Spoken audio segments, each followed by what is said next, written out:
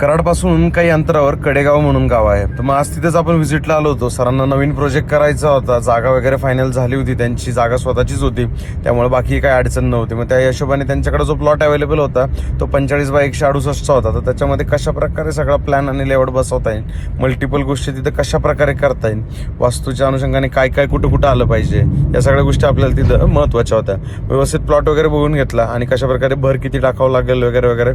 खाली black soil आहे, तर मग त्या पद्धतीत आपल्याला काय काय काळजी घ्यायची आहे यामध्ये आपण थोडी एक चर्चा केली. आणि त्यानंतर त्यांची फॅक्टरी आहे तर तिथं गेलो होतो आपण.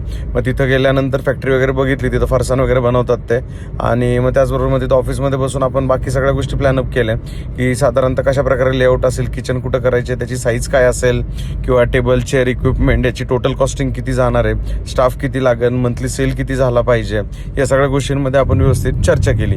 बाकी त्यांनाही छोटे मोठे बरेच सारे प्रश्न होते, त्यामध्ये आपण व्यवस्थित त्यांना गाईड केला आणि सरांचा निरोप घेतला. भेटूया उद्या. तोपर्यंत लाईक करा, फॉलो करा, शेअर करायला विसरू नका. Stay tune.